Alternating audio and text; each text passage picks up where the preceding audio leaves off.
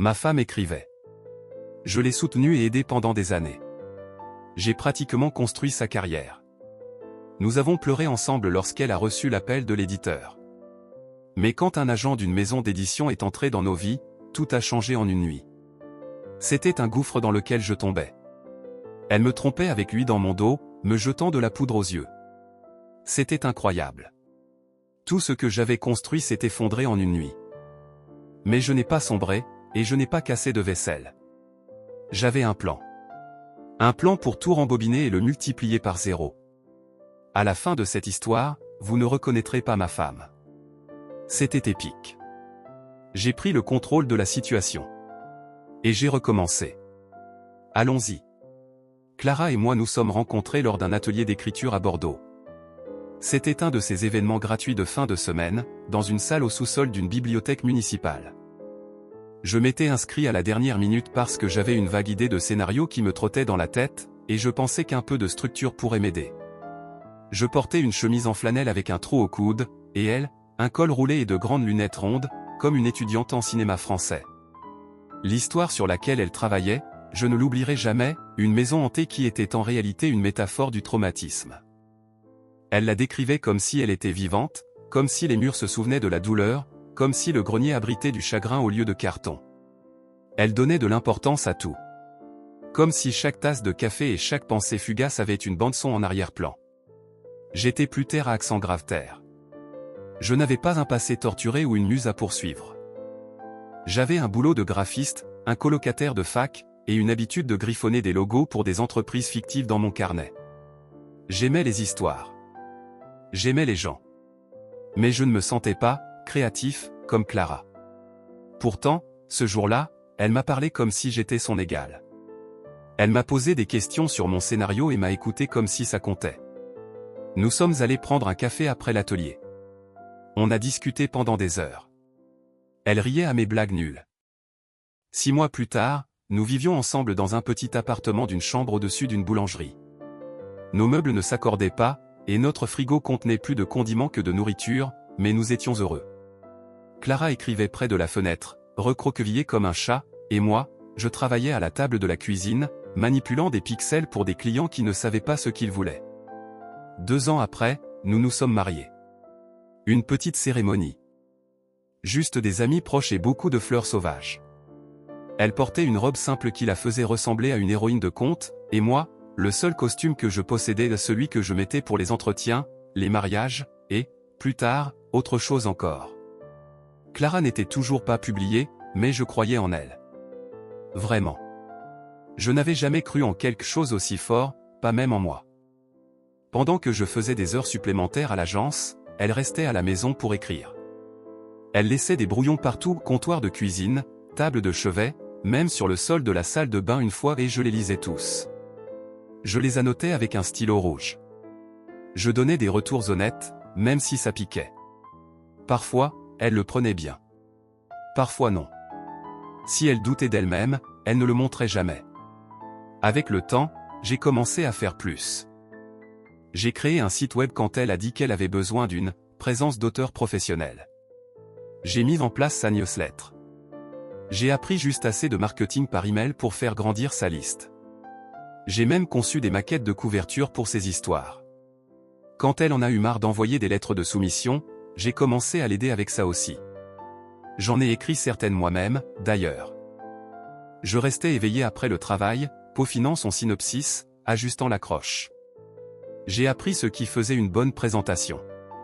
J'ai lu des articles sur des forums d'édition.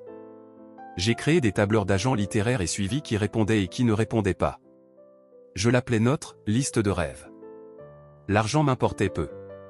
Je voulais juste voir son nom sur un livre un jour. Pas pour la gloire. Pas pour me vanter. Juste parce qu'elle le voulait tellement, et je savais qu'elle avait quelque chose d'authentique. Quelque chose de brut, d'étrange et totalement à elle. Nous étions une équipe. C'est ce que je me disais. C'est ce qu'elle me disait. Chaque rejet, chaque atelier, chaque nuit tardive à réviser avec des boîtes de plats à emporter et du café froid, nous construisions quelque chose ensemble. Du moins, c'est ce que je pensais. 4 ans. C'est le temps que ça a pris.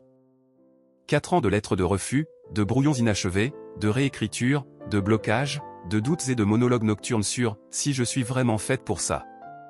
4 ans à entendre des amis, de la famille, et même des inconnus bien intentionnés suggérer que Clara trouve peut-être un « plan de secours ». Et puis, c'est arrivé. Elle a reçu l'email un mardi après-midi. J'étais à la table de la cuisine, en train de finaliser une révision de logo pour un client indécis sur une police. Elle a crié depuis la chambre comme si quelqu'un avait forcé la porte. J'ai couru, le cœur battant. Elle était assise par terre, son ordinateur sur les genoux, les mains tremblantes. « Ils le veulent », a-t-elle dit, en me regardant avec un air hébété, les yeux brillants. « Ils veulent le manuscrit. » Une petite maison d'édition indépendante, pas une des grandes, mais tout de même réputée, voulait acquérir son roman. Ils offraient une avance. Pas énorme, pas assez pour arrêter de travailler, mais assez pour que ce soit sérieux. Ils ont même mentionné la possibilité d'une édition en poche si le livre cartonné marchait bien. Elle a pleuré. J'ai pleuré. Nous nous sommes assis sur le sol de la cuisine, des flûtes de champagne à la main, et nous avons porté un toast sous la lumière jaune de notre ventilateur de plafond poussiéreux. Ce soir-là, je l'ai emmenée dans notre endroit préféré. Un petit bistrot italien discret, caché derrière un centre commercial. Elle n'arrêtait pas de sourire. Moi non plus. Toutes ces années de sacrifice en valaient la peine. Toutes les révisions, les encouragements, les heures interminables à y croire, tout cela avait enfin porté ses fruits. Elle m'a regardé de l'autre côté de la table, a pris ma main et m'a dit « Je n'y serais pas arrivé sans toi ». Ce moment est toujours rangé dans une petite boîte dans mon esprit. Une photo parfaite, intacte par ce qui a suivi. Les mois suivants ont été un tourbillon. Appels téléphoniques, emails, révisions, contrats. L'éditeur l'a mise en contact avec une éditrice qui adorait le livre, et elles ont travaillé sur 2 séries de corrections. Clara imprimait des pages et me les lisait à voix haute, arpentant l'appartement comme si c'était une scène. Elle me demandait mon avis. Elle me tendait encore des stylos rouges et des post-it. On aurait dit qu'on était encore dans le coup ensemble. Quand elle a signé avec son agent littéraire un type nommé Rémi, qui avait la réputation de travailler avec des étoiles montantes, j'ai pensé que c'était juste une étape de plus. Elle m'a dit qu'il croyait en elle instantanément. Qu'il comprenait sa voix et lui avait dit qu'elle avait une étincelle rare. J'étais heureux pour elle. Au début. Il était basé à Paris mais est venu à Bordeaux pour quelques réunions. Je l'ai rencontré une fois. Taille moyenne, montre coûteuse, cette posture trop confiante. Cheveux bien coiffés. Sourire constant qui n'atteignait pas vraiment ses yeux. Il m'a serré la main et m'a appelé « mec ». C'est tout ce dont je me souviens. Je ne l'aimais pas, mais je l'ai gardé pour moi. Clara était ravie. Elle disait qu'il la faisait se sentir « vue ». Qu'elle se sentait enfin comme une vraie écrivaine. Puis sont arrivées les épreuves d'imprimerie. Des exemplaires anticipés pour les premiers critiques, les blogueurs littéraires et les journalistes. C'était là. Son nom sur la couverture. Nos vies avaient gravité autour de ce rêve pendant si longtemps, et maintenant il avait une matérialité et des pages, de l'encre, du poids. J'ai pris un exemplaire, l'ai feuilleté avec précaution et suis allé à la page des remerciements. J'étais excité. Ça peut sembler mesquin, peut-être même égoïste, mais j'étais fier. Je pensais qu'elle avait peut-être écrit un petit quelque chose. Une ligne ou deux. À mon mari, qui m'a soutenu. Quelque chose comme ça. Mais je n'y étais pas. Pas même une mention. J'ai relu. Rien. Et puis je l'ai vu. À Rémi, qui a vu ma lumière avant tout le monde. Rémi. L'agent qu'elle avait rencontré il y a 6 mois. Le type qu'il avait appelé une étincelle rare. Je suis resté là, tenant le livre, pendant que Clara s'agitait dans l'appartement, le montrant sur son téléphone, prenant des photos pour les réseaux sociaux, parlant déjà du jour du lancement et des séances de dédicaces. Elle m'a embrassé sur la joue en passant. Je n'ai rien dit ce soir-là.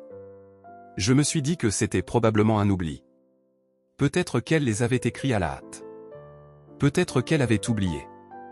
Mais quelque chose en moi s'est fissuré. Juste un peu. Comme une fine lézarde sur un pare-brise. On ne la remarque pas au début, ça ne bloque pas la vue, ça ne fait pas de bruit. Mais on sait qu'elle est là. Et plus on roule, plus elle s'étend. Les choses ne se sont pas effondrées d'un coup. Ça aurait été plus simple. plus nette, d'une certaine manière. Mais la vraie vie ne fonctionne pas comme ça. Ça a commencé par des petites choses. Clara avait l'habitude de me lire ses brouillons, de me demander mon avis, de me tendre des pages couvertes d'encre rouge fraîche et de me dire « Vas-y doucement, mais sois honnête ». À un moment donné, ça s'est arrêté. Je demandais comment avançaient les révisions, et elle se contentait de sourire en disant « Tout est sous contrôle ». Son ordinateur restait fermé. Son écriture est devenue privée. Je me suis dit que c'était peut-être juste le stress. Premier livre, vraie pression, délai. Je lui ai laissé de l'espace. Je suis resté silencieux. Puis les voyages ont commencé. La première fois, elle a dit que son agent voulait qu'elle vienne à Paris pour rencontrer des gens de la maison d'édition en personne. Elle disait que c'était bon signe, ils ne font pas venir n'importe qui, ça veut dire qu'ils sont sérieux. Elle était excitée. J'étais fier. Je lui ai même acheté une nouvelle valise cabine en surprise. Je l'ai déposée à l'aéroport et j'ai fait un signe idiot de la main pendant qu'elle passait la sécurité. Elle ne s'est pas retournée. Le voyage s'est bien passé, d'après elle. Elle est revenue avec des histoires de dîners de travail, de sessions de brainstorming tardives, de l'émerveillement de marcher dans les rues de Paris en tant que véritable autrice. Je l'écoutais, assis en face d'elle à la table de la cuisine, heureux de la voir heureuse, même si quelque chose dans ses yeux semblait lointain. Elle y est retournée 3 semaines plus tard. Puis encore. Et encore. J'ai commencé à remarquer des schémas. Elle ne répondait pas aux messages après 21h quand elle était à Paris. Ses appels devenaient plus courts, précipités. Elle disait des choses comme « Désolé, je suis débordée » ou « On est dans un endroit bruyant, je te rappelle plus tard ». Parfois, elle ne rappelait pas. À la maison, les choses étaient différentes aussi. Plus froides. Pas de manière dramatique, pas de cris, pas de porte claquée, juste une distance. On se croisait dans l'appartement comme des collègues, échangeant des bonjours rapides et parlant de courses au lieu de choses importantes. Son téléphone était toujours dans sa main, et elle le posait écran contre table. Je ne l'avais jamais remarqué avant. Maintenant, je ne voyais plus que ça. J'essayais d'ignorer la voix dans ma tête. Celle qui murmurait que quelque chose n'allait pas. Je me disais que j'étais ridicule. Insécure. Je me rappelais combien elle avait travaillé dur pour ça, combien elle était sous pression. Je blâmais le livre. Je me blâmais moi-même. J'ai même blâmé la météo. Mais ça ne passait pas. Et puis est arrivée la nuit où j'ai franchi une ligne. Elle était sous la douche. Son téléphone était sur la table de chevet, l'écran encore allumé. Un message venait d'arriver. Je n'y ai pas touché au début. Je l'ai juste regardé. Mais la curiosité s'est transformée en quelque chose de plus lourd. De plus laid. Mon instinct me disait de ne pas regarder. Mais je l'ai fait. J'aimerais pouvoir dire que j'étais choqué par ce que j'ai trouvé. Pas vraiment. Au fond de moi, je le savais déjà. Les messages étaient là. Des dizaines. Certains récents, d'autres remontant à plusieurs semaines. Clara et Rémi. Des textos nocturnes pleins de blagues privées et de mots tendres. Il l'appelait « son orage ». Elle lui disait qu'il la faisait se sentir « vivante à nouveau ». Elle disait se sentir « enfermée à la maison ». Qu'elle était fatiguée d'être « corrigée ». Elle disait qu'il avait déverrouillé quelque chose en elle. Ce n'était pas juste de l'attirance. C'était émotionnel. Le genre de choses qui ne disparaît pas quand les lumières s'éteignent. C'était des longues promenades dans la ville, des blagues internes, des rêves partagés. C'était elle, donnant des morceaux d'elle-même à quelqu'un d'autre pendant que je restais dans notre appartement à organiser ces événements d'auteur. Elle lui disait qu'elle ne savait pas comment me le dire. Qu'elle ne voulait pas me faire de mal. Que j'étais, un homme bien, juste plus le bon. Je n'ai pas jeté le téléphone. Je n'ai pas crié. Je n'ai même pas pleuré. Je suis juste resté assis au bord de notre lit, la vapeur de la salle de bain s'échappant par-dessous la porte, tenant son téléphone comme s'il était radioactif. Et je me suis senti comme l'homme le plus stupide du monde. Je repensais à toutes les petites choses que j'avais manquées. Ou ignorées. Ou pardonnées avant même qu'elles n'arrivent. J'ai reposé son téléphone là où je l'avais trouvé. Je me suis glissé dans le lit.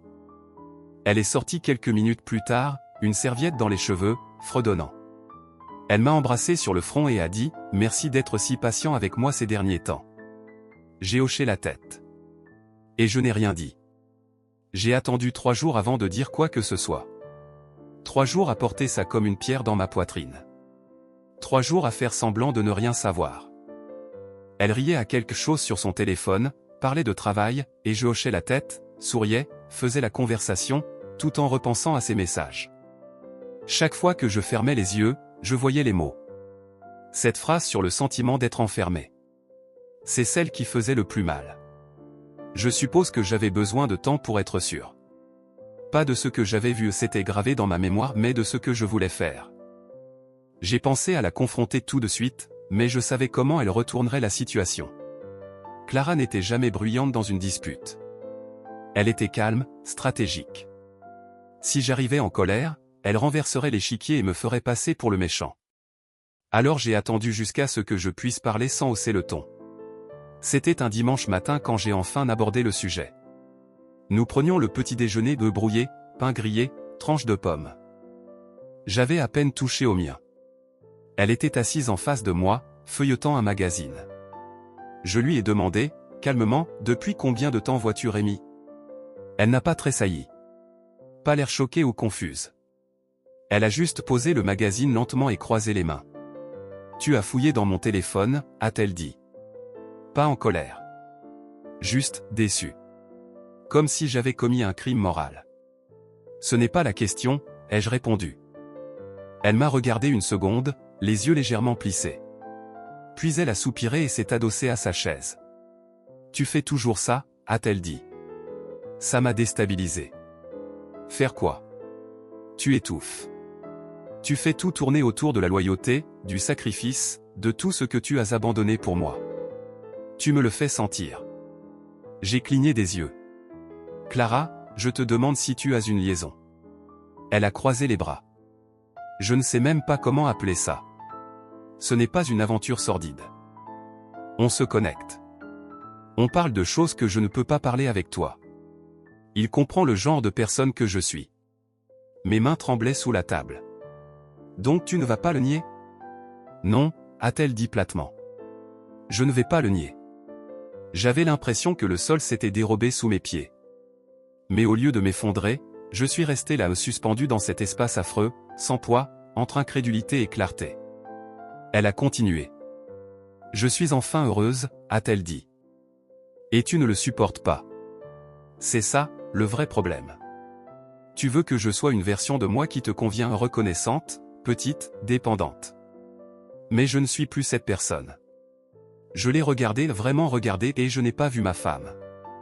J'ai vu quelqu'un qui avait déjà fait ses valises dans son esprit et attendait le bon moment pour partir. C'est pour ça que je ne me sentais pas en sécurité pour te dire la vérité, a-t-elle ajouté. Cette phrase a brisé quelque chose en moi. En sécurité? J'avais construit toute ma vie pour qu'elle se sente en sécurité. J'avais payé les factures pendant qu'elle poursuivait ses rêves. Je l'avais tenue dans mes bras quand elle pleurait sur les refus. J'avais cru en elle quand personne d'autre ne l'avait fait. Et maintenant, j'étais la menace. Elle s'est levée de table, sa voix s'adoucissant. Je ne voulais pas que ça se passe comme ça. Mais tu ne peux pas jouer les victimes juste parce que tu as enfin vu ce qui était sous ton nez. Et maintenant? Ai-je demandé. Elle a marqué une pause. Je ne sais pas. Je n'ai pas prévu ça. C'était la chose la plus honnête qu'elle ait dite de toute la matinée. Puis est venu le moment que je n'oublierai jamais. Elle s'est rassise, ses épaules soudain affaissées comme si le combat l'avait quittée, et des larmes ont perlé dans ses yeux. Ce n'est pas vraiment trompé, a-t-elle dit, la voix tremblante. Pas comme tu le penses. C'est émotionnel. C'est profond. Je ne voulais pas te faire de mal. J'ai dû rire. Je ne voulais pas, c'est juste sorti, ce son sec, brisé. Tu ne voulais pas me faire de mal, ai-je répété. Clara, tu m'as détruit en silence. Elle a couvert son visage de ses mains et a commencé à pleurer. Pas des sanglots bruyants. Calme, contrôlé. Théâtraux, peut-être. Mais des larmes quand même. Et c'est là que j'ai su que je devais quitter la pièce. Pas parce que j'allais crier ou dire quelque chose de cruel. Mais parce que si je restais, je commencerais à croire que c'était ma faute. Que d'une manière ou d'une autre, je l'avais poussée à ça. Je suis allé dans la chambre, j'ai fermé la porte et me suis assis au bord du lit. Au même endroit où j'étais 3 soirs plus tôt, tenant son téléphone. Sauf que cette fois, le poids n'était pas dans mes mains. Il était en moi. Je n'ai pas jeté ses affaires par la fenêtre. Je n'ai pas crié. Je n'ai pas cassé de vaisselle, brûlé de photos ou écrit de longs monologues amers dans un carnet comme un poète éconduit. Je me suis juste levé tôt, douché, habillé, et je suis allé au tribunal. J'ai déposé une demande de divorce ce matin-là. Sans cérémonie. Sans hésitation. Une semaine plus tard, je suis revenu chercher le dossier officiel. Je l'ai tenu dans ma main tout le trajet du retour, son poids plus lourd que je ne l'avais prévu. On aurait dit un certificat de décès pour quelque chose que nous avions construit ensemble, pas le mariage, mais la vie qui a suivi. Les années. Le travail. La foi. Elle était assise sur le canapé quand je suis rentré. J'ai posé l'enveloppe sur la table basse et me suis assis en face d'elle. Elle l'a regardé comme si c'était écrit dans une autre langue. C'est quoi? Tu es libre maintenant, ai-je dit. C'est pas ce que tu voulais? Elle m'a regardé comme si je l'avais giflé. Attends, quoi? Tu demandes le divorce? Je n'ai pas répondu. Elle connaissait déjà la réponse. Elle ne pensait simplement pas que j'irais jusqu'au bout. C'est là que la performance a commencé. Elle s'est lancée comme si elle montait sur scène. Tu exagères, a-t-elle dit, la voix légèrement plus aiguë. Ce n'était pas ce que tu crois. C'est émotionnel, d'accord, mais tu sais comment je suis intense avec les gens qui comprennent mon travail. Ça ne veut pas dire que je ne t'aime pas. Je l'ai laissé continuer 1 minute. Elle parlait de comment j'avais mal interprété la situation, comment les artistes ont besoin de connexions profondes avec ceux qui partagent leur vision. Comment j'avais toujours été pragmatique, et que ce pragmatisme était réconfortant mais ne lui offrait pas le soutien émotionnel dont elle avait besoin en tant que créative. Je l'ai juste regardée. Quand elle a fini, elle m'a regardé comme si j'étais censé la prendre dans mes bras et dire que je comprenais. J'ai déjà déposé la demande, ai-je dit calmement. Il faudra que tu signes. Elle s'est figée. Puis a secoué la tête. Ça va ruiner mon image, a-t-elle dit. J'ai un lancement de livre dans 2 mois. Je ne peux pas traverser un divorce maintenant. Rémi pense, j'ai ri. Je n'ai pas pu m'en empêcher. Rémi pense, ai-je dit. Eh bien, si Rémi a des idées, il peut peut-être t'aider à trouver un avocat. Elle a croisé les bras. Je ne signerai pas. Je refuse. Je ne te laisserai pas saboter ma carrière juste parce que tu es blessé. Alors on ira au tribunal, ai-je dit. Qu'un juge démêle tout, chaque euro, chaque service, chaque heure que j'ai passé à te construire. Et c'est ce qu'on a fait. 1 mois plus tard, le procès a eu lieu. Elle est entrée dans le tribunal comme si elle arrivait à une séance de dédicace, blazer blanc ajusté, talons, chignon impeccable, sans alliance. Elle ne m'a pas regardé. Pas une fois. Son avocat s'est tenu bien droit et a essayé de me dépeindre comme, financièrement désengagé, comme si j'avais simplement observé depuis les coulisses pendant qu'elle grimpait vers le succès. Puis ce fut mon tour. J'avais des preuves. Littéralement. Des relevés bancaires imprimés montrant les dépôts que j'avais faits pour couvrir ses voyages, ses ateliers, ses retraites d'écriture. Des emails prouvant toutes les révisions, le formatage, les mises en page promotionnelles, l'organisation d'événements. J'avais même imprimé des factures horodatées de quand j'avais construit son site web et géré sa newsletter pendant 2 ans. Je me suis tenu là calmement et j'ai tout expliqué. Le juge a tout lu, a examiné le dossier et a enfin dit, s'il a fait le travail et à l'épreuve, c'est une propriété conjointe. Boum. Je suis sorti du tribunal avec la moitié de son avance et 30% de ses revenus projetés pour les 5 prochaines années. Je n'ai pas célébré. Je n'ai pas serré le poing ni souri. J'ai juste hoché la tête et je suis passé devant elle comme si nous étions des étrangers. Elle était assise sur un banc, blanche comme un linge, la bouche légèrement ouverte, comme si elle n'avait toujours pas compris comment tout cela était arrivé. Ça fait 1 semaine. J'ai nettoyé l'appartement après son départ. Elle a pris le grille-pain, la télé et quelques assiettes. C'est à peu près tout ce qu'on pouvait encore partager à la maison. Où est-elle partie? Je ne sais pas, peut-être chez l'agent, peut-être chez ses parents, ça m'était égal. En fouillant dans mes vieux fichiers, À la recherche d'un logo client que je me souvenais avoir sauvegardé sur un disque dur externe, j'ai trouvé quelque chose d'inattendu. Un dossier nommé « Premier brouillon au titre provisoire ». Curieux, je l'ai ouvert. C'était son manuscrit. Une des premières versions. De l'époque où elle me lisait des scènes à voix haute à la table de la cuisine, cherchant la bonne voix. On se disputait sur si le personnage principal devait être en colère ou simplement brisé. Je me souvenais de ce brouillon. J'ai commencé à lire. Et ce que j'ai trouvé n'était pas juste familier. C'était moi. Mes mots. Mes tournures. Des blagues qu'on partageait. Des disputes qu'on avait eues. Des paragraphes entiers tirés de la vraie vie et des conversations qu'elle avait transformées en dialogues et parsemées dans l'histoire comme des œufs de Pâques pour elle seule. Mais dans la version finale, j'avais disparu. Réécrit. Effacé. Elle n'avait pas seulement romancé notre vie. Elle l'avait plagié. Et ensuite, elle m'avait remplacé par quelqu'un qui disait les mêmes choses mais qui avait meilleure allure en blazer et avait une agence littéraire derrière lui. Je suis resté là, abasourdi, les mains posées sur le clavier. Puis, lentement, j'ai ouvert un document vierge. Et j'ai commencé à taper. Je n'ai pas commencé à écrire par colère. Pas exactement, en tout cas. C'était plus comme une pression qui se libérait enfin après des mois à tout retenir. Alors j'ai écrit. Pas pour elle. Pas pour prouver quoi que ce soit. Pour moi. Je n'essayais pas d'être malin ou poétique. Je me fichais que ce soit publiable, propre ou structurellement parfait. J'ai pris son intrigue et j'ai raconté la vraie version. Celle où le mari sacrifie tout pour soutenir le rêve de sa femme. Où il corrige ses brouillons, construit sa plateforme, l'encourage depuis les coulisses comme un homme qui croit vraiment faire partie de quelque chose de plus grand. J'ai fait d'elle la protagoniste. Pas l'héroïne charmante et complexe de son brouillon final, mais la version qu'elle gardait derrière les portes fermées. Je l'ai appelé chapitre 27.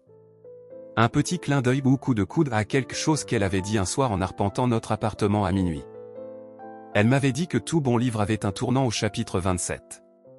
C'est là, selon ses mots, que tout brûle. Alors j'ai tout brûlé. L'histoire n'était pas méchante. Ce n'était pas une attaque ou un manifeste. C'était juste honnête. Mais je l'ai raconté en scène. Assez romancé pour que je puisse me cacher derrière la voix si besoin. J'ai changé les noms, les lieux. J'ai ajouté des dialogues qui n'avaient jamais eu lieu mais qui semblaient émotionnellement vrais. Et j'ai donné au mari sa propre voix, quelque chose que je n'avais pas eu depuis longtemps, je crois. Écrire, c'était comme respirer à nouveau. J'y ai travaillé chaque soir après le dîner. Sans en parler à personne. Sans le prévoir. Je n'essayais pas de publier, de soumettre ou de présenter. Je n'étais pas intéressé par le « voyage vers l'écriture » dont Clara parlait dans ses articles de blog. Je voulais juste que ça sorte de moi. Après 2 semaines, j'avais un brouillon brut. C'était cru. Un peu inégal par endroits. Mais c'était réel. Je l'ai lu d'une traite une nuit, et quand j'ai fini, j'ai ressenti quelque chose que je n'avais pas ressenti depuis longtemps. La paix. Je ne sais pas exactement ce qui m'a poussé à le publier. Peut-être la curiosité. Peut-être qu'une partie de moi espérait que quelqu'un, quelque part, le lirait et s'y reconnaîtrait. Alors j'ai créé un nouvel email, bricolé une bio d'auteur basique, et je l'ai mis en ligne sur quelques plateformes. Sans nom. Sans fanfare. Juste l'histoire. Je pensais que quelques personnes cliqueraient dessus. Peut-être laisseraient 1 ou 2 commentaires. Je n'attendais pas grand-chose. Mais ce qui s'est passé ensuite m'a surpris. Tout a commencé avec un commentaire. J'avais publié chapitre 27 tard une nuit, sans attendre grand-chose. Juste envie de le mettre là dehors. Un message numérique dans une bouteille, flottant quelque part où personne que je connaissais ne pourrait le trouver. J'ai vérifié le lendemain matin, et il y avait peut-être 5 commentaires. Quelques vues de plus que prévu. Je me suis dit que c'était à peu près tout. Mais quand j'ai vérifié à nouveau ce soir-là, ça avait grossi. Les gens partageaient. Commentaient. Surlignaient des lignes et citaient des paragraphes comme s'ils avaient du sens. J'ai lu tous les commentaires, chacun d'eux. Ça m'a touché de près. J'ai vécu cette histoire. C'est basé sur une histoire vraie? Des dizaines. Puis des centaines. Ils ne cherchaient pas plus de drame. Il ne voulait pas de vengeance. Il connectait. C'était la partie que je n'avais pas vue venir. Combien de gens se reconnaissaient dedans? Combien sentaient que quelqu'un avait enfin mis des mots sur leur propre confusion et chagrin?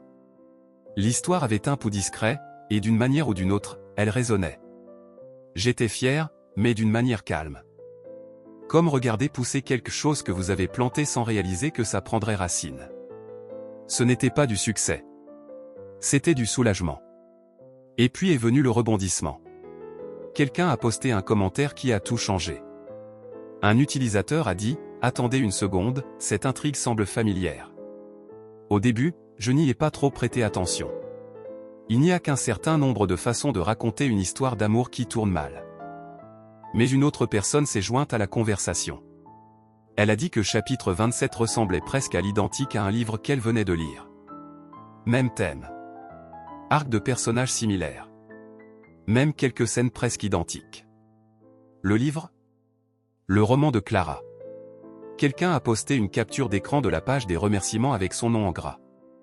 Et en dessous, la phrase « à Rémi, qui a vu ma lumière avant tout le monde ». C'est à ce moment-là que l'Internet a commencé à prêter attention. Un fil de discussion a émergé, est-ce que l'autrice Clara Martin a plagié une histoire? Les gens ont commencé à comparer les deux versions, son roman poli et mon brouillon discret en ligne et à pointer chaque connexion. Une scène avec une clé laissée sur la table. Un passage où le protagoniste décrit se sentir invisible chez lui. Des lignes spécifiques qui résonnaient presque mot pour mot. Sauf que dans chapitre 27, les détails semblaient crus. Vécus. Non filtrés. Le livre de Clara était poli, oui, mais il semblait écrit par quelqu'un qui empruntait la douleur d'un autre et l'habillait de mots littéraires. Ça s'est répandu vite. Plus vite que je ne l'avais imaginé. Des posts, des articles, même quelques analyses de petits blogs littéraires ont surgi en quelques jours. Ils n'avaient pas mon nom. Je n'en avais pas mis. Mais ça n'avait pas d'importance. Parce que les comparaisons étaient trop précises pour être ignorées.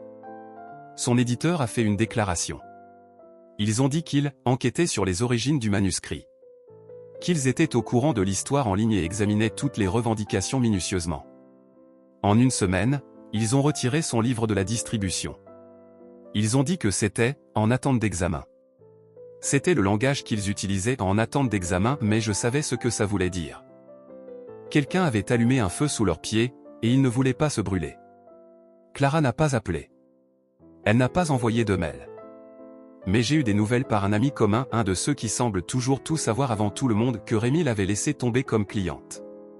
Silencieusement. Pas d'annonce. Juste une ligne rapide dans une newsletter disant qu'il rationalisait sa représentation. Elle était seule maintenant. Son nom, celui qu'elle avait tant travaillé à transformer en marque, était soudain associé à une campagne de murmures sur la malhonnêteté et la douleur empruntée. L'ironie ne m'a pas échappé. La femme qui m'avait autrefois effacé de ses remerciements était maintenant accusée d'avoir volé l'histoire même qu'elle avait revendiquée comme la sienne. Je n'ai pas ressenti de joie. Ce n'est pas le bon mot pour ça. Mais j'ai ressenti quelque chose de proche de la clôture. Comme si le sol s'était enfin stabilisé sous mes pieds. Comme si je pouvais arrêter de me remettre en question pour tout ce que j'avais manqué ou ignoré. Elle m'a envoyé un email un mois après que tout s'est effondré. Pas de sujet. Juste son nom dans la boîte d'envoi et une ligne d'aperçu sur mon téléphone, je ne savais pas ce que je faisais. L'email lui-même était long. Trop long. Le genre de message qui semble répété, comme si elle l'avait écrit une douzaine de fois et supprimé avant d'envoyer. Elle parlait de la rapidité avec laquelle tout était arrivé. Comment le contrat du livre, la presse, l'attention, tout l'avait entraînée comme une marée contre laquelle elle ne savait pas nager. Elle disait qu'elle s'était perdue. Qu'elle s'était laissée emporter, en essayant d'être quelqu'un de plus grand que la vie que nous avions construite ensemble. Elle a mentionné l'histoire chapitre 27 mais pas par son nom. Elle l'a juste appelée, la pièce dont tout le monde parle. Elle n'a pas nié. N'a pas contesté les comparaisons ni argumenté sur les chronologies. Au lieu de ça, elle m'a demandé de parler. Elle disait qu'elle ne voulait rien de dramatique. Pas de dispute. Juste une conversation. On se doit bien ça, écrivait-elle. Mais je n'ai pas répondu. Pas par colère. Juste, je ne sentais plus que je lui devais quoi que ce soit. À ce moment-là, j'étais occupé avec quelque chose de nouveau. Chapitre 27 avait attiré l'attention d'une petite maison d'édition indépendante basée à quelques villes d'ici. Ils m'ont contacté via l'email que j'avais utilisé pour publier l'histoire, disant qu'ils aimaient la voix et demandant si je serais prêt à l'étoffer en un court roman. Je n'ai pas sauté dessus. J'ai pris mon temps. J'y ai réfléchi. Mais finalement, j'ai dit oui. Pas parce que je voulais être auteur. Je ne me considère toujours pas comme tel. Mais parce que j'ai réalisé, j'ai quelque chose à dire, et je n'ai besoin de la permission de personne pour le faire. Ils ont imprimé un petit tirage couverture mate, rien de tape à accent grave-l'œil. Noir et blanc avec une dignité discrète. Juste le titre, chapitre 27, et un nom de plume que j'ai choisi à la dernière seconde. Monsieur remercié. Un peu trop direct, peut-être. Mais ça semblait juste. Je ne sais pas ce que fait Clara maintenant. La dernière fois que j'ai entendu parler d'elle, son livre était toujours retiré des rayons et son nom n'apparaissait sur aucune nouvelle liste d'auteurs. Peut-être qu'elle écrit sous un nouveau nom. Peut-être qu'elle anime des ateliers ou fait du ghostwriting ou attend juste que la tempête passe. Quoi qu'il en soit, ce n'est plus mon histoire. Je ne la déteste pas. Je ne lui souhaite pas de mal. Mais j'espère, quelque part en elle, qu'elle réalise ce qu'elle a jeté et pas juste moi, mais la version de nous qui aurait pu être quelque chose de durable. Celle qu'on a commencé à écrire ensemble, avant que tout change. Maintenant, quand on me demande si je vais écrire une autre histoire, je dis juste qu'on verra. Mais une chose est sûre cette fois, mon nom sera sur chaque page. Partagez votre opinion dans les commentaires, seriez-vous capable de pardonner l'infidélité de votre femme si vous aviez investi la moitié de votre vie dans votre couple? Si vous avez aimé cette histoire, abonnez-vous à la chaîne et laissez-nous un « j'aime ».